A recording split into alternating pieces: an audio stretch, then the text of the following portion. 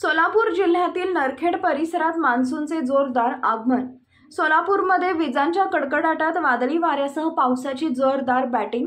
तुफान सुरू असणाऱ्या पावसामुळे नरखेड भोयरे परिसरातील भोगावती सीना नद्या तुडुंब भरून वाहू लागले, तर एकुर्के, मलिकपेठ, हिंगणी, बोपले या भागातील कोरड्या ठाक पडलेल्या शेतांचे बांध फुटून पाणी वाहू लागले।